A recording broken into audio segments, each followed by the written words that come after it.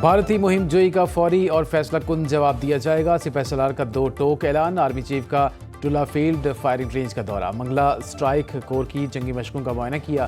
General Asim Munir نے کہا، پاکستان علاقائی امن کے لیے پرعزم ہے۔ قومی مفادات کے تحفظ کے لیے ہماری تیاری اور عزم قطعی ہے۔ ملکی خود مختاری اور علاقائی سالمیت کے لیے مسلح افواج کا عزم غیر متزلزل ہے۔ مشق میں ملٹی رول لڑاکا طیارے، جنگی ہیلی کاپٹرز، طویل فاصلے تک مار کرنے والی توپیں اور جدید فیلڈ انجینئرنگ تکنیکس کا عملی مظاہرہ کیا گیا۔ بھارت کی کسی بھی جارحیت کا منہ توڑ جواب دیں گے، صدر اور وزیر اعظم کا عزم۔ صدر اسد زرداری سے وزیر اعظم شہباز شریف کی ملاقات۔ دونوں رہنماؤں نے بھارت کے جارحانہ رویے اور اشتعال انگیز بیانات پر گہری تشویش کا اظہار کیا۔ ملاقات کے اعلامیے میں کہا گیا، بھارتی رویے سے علاقائی امن و استحکام کو خطرہ ہے۔ پاکستانی قوم متحد اور مسلح افواج کے ساتھ کھڑی ہے۔ عالمی برادری پاکستان میں دہشت گردی کی کارروائیوں میں بھارت کے ملوث ہونے کا نوٹس لے۔ صدر مملکت آصف علی زرداری نے کہا، پاکستان ہر قیمت پر خود مختاری، علاقائی سالمیت اور اہم قومی مفادات کے تحفظ کے لیے تمام ضروری اقدامات کرے گا۔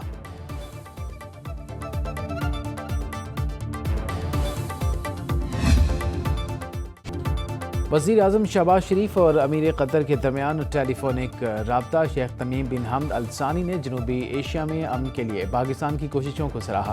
شہباز شریف سے عوامی جمہوریہ چین کے سفیر جیانگ زی ڈونگ کی ملاقات۔ کہا، جنوبی ایشیا میں امن و استحکام کے لیے ہمیشہ پاکستان کا ساتھ دیں گے۔ چین کا 2 ٹوک موقف۔ وزیر اعظم نے پاکستان کی مضبوط اور ثابت قدم حمایت پر چین کا شکریہ ادا کیا۔ شہباز شریف نے کہا، بھارت کا پانی کو جارحیت کے لیے ہتھیار کے طور پر استعمال کرنے کا فیصلہ انتہائی افسوسناک ہے۔ چینی سفیر نے پاکستان کے نقطہ نظر اور حقائق پر وزیر اعظم کا شکریہ ادا کیا۔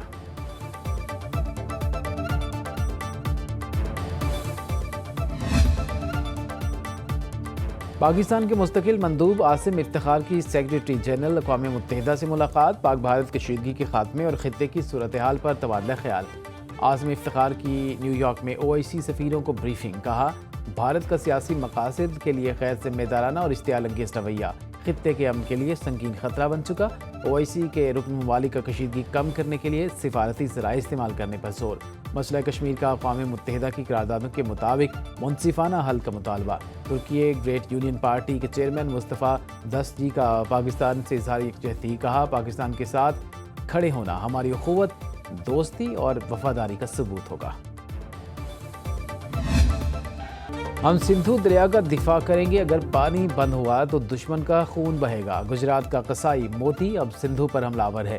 چیئرمین پیپلز پارٹی بلاول بھٹو کا میرپور خاص میں عوامی اجتماع سے خطاب۔ بولے، مودی نے دریا سندھ پر ڈاکہ ڈالا، عالمی سطح پر یہ مقدمہ لے کر جائیں گے۔ دھمکیاں دی گئیں تو جنگ کے لیے تیار ہیں۔ مودی کے حملے سے سندھو کو بچانے کے لیے اکٹھے ہو جائیں۔ مودی نے کہا کہ سندھ طاس معاہدے کو نہیں مانتے، ہم مودی کے فیصلے کو نہیں مانتے۔ مودی جمہوریت پسند نہیں، انتہا پسند ہے۔ دنیا کے سامنے اس کو بے نقاب کریں گے۔ پاکستان پر الزام تراشی نہ کریں، کوئی ثبوت ہے تو دیں۔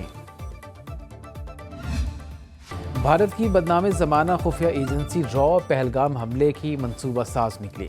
خفیہ دستاویز منظر عام پر آنے سے را کا کردار بے نقاب۔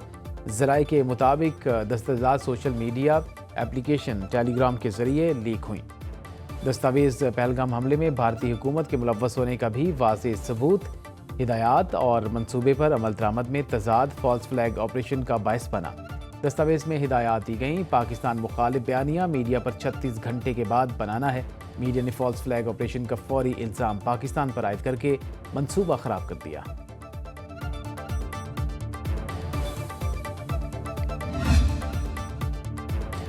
پہلگام واقعے سے متعلق برطانوی میڈیا کی رپورٹ نے بھارتی جھوٹ بے نقاب کر دیا۔ سوال اٹھایا گیا، پہلگام واقعے کی FIR 2:30 پر کیسے درج ہوئی؟ پولیس جائے وقوع پر 3:30 پر پہنچی۔ BBC نے بھی پہلگام فالس فلیگ آپریشن کا پوسٹ مارٹم کر دیا۔ رپورٹ میں کہا گیا، یہ واقعہ سراسر انٹیلیجنس اور سیکیورٹی ناکامی ہے جسے کسی اور پر ڈال کر جان نہیں چھڑائی جا سکتی۔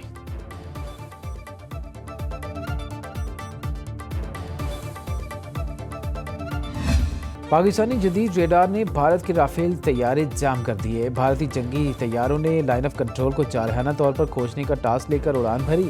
بھارت کے جہاز ایک اور آپریشن سوئفٹ ریٹارڈ کا شکار ہو کر راستہ بھول گئے۔ رافیل طیاروں کی جارحانہ پروازوں کے نگران ایئر مارشل SP دھارکر کو 7 ماہ بعد ہی عہدے سے ہٹا دیا گیا۔ ایئر مارشل ایس پی دھارکر کی پیشہ ورانہ صلاحیتوں پر تنقید۔ بھارت کے نائب فضائی سربراہ نے اپنے پائلٹس کی رافیل ہینڈلنگ پر شدید عدم اطمینان کا اظہار کیا۔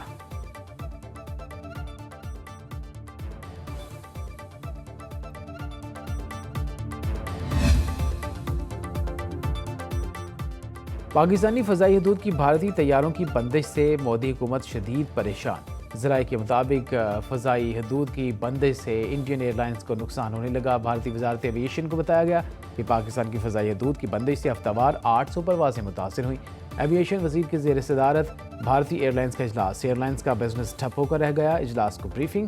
وزیر سول ایوی ایشن کے ساتھ انڈین ایئر لائنز کا اجلاس بھی ہوا۔ وزیر سول ایوی ایشن نے بھارتی ایئر لائنز کی فوری مالی مدد دینے سے انکار کر دیا۔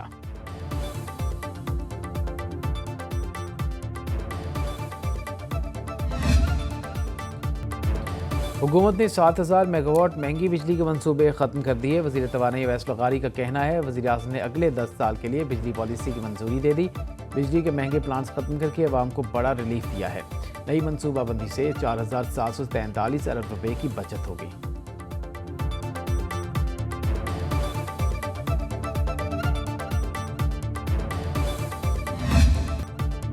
ملک کے مختلف علاقوں میں تیز آندھی اور موسلادھار بارش۔ جڑواں شہروں میں گھٹائیں جم کر برسیں۔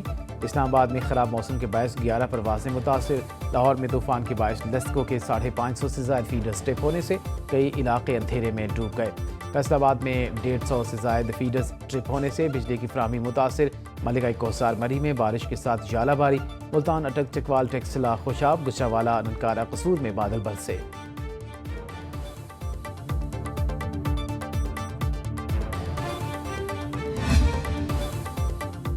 ملک کے مختلف علاقوں میں آندھی اور بارش کے باعث حادثات۔ سرگودا میں ہری پور میں دیواریں گرنے سے بچے سمیت 2 افراد جاں بحق۔ قصور کے نواحی علاقہ پکی حویلی میں مکان کی چھت گرنے سے 17 سالہ نوجوان جاں بحق۔ خاتون سمیت 4 افراد زخمی۔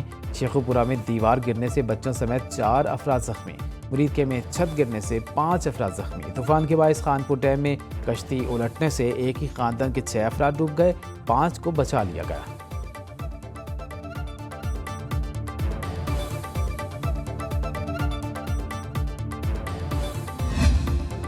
ایران کا جوہری معاہدے پر 3 یورپی ممالک سے بات چیت کا فیصلہ۔ ایرانی حکام نے آج اٹلی کے شہر روم میں برطانیہ، جرمنی اور فرانس کے وفود سے ملیں گے۔ ایرانی وفد کی قیادت وزیر خارجہ عباس عراقچی کریں گے۔ بات چیت کا مقصد تہران کی امریکہ سے جوہری مذاکرات میں پوزیشن کو بہتر بنانا ہے۔ ایران امریکہ جوہری مذاکرات کا چوتھا دور کل روم میں ہوگا۔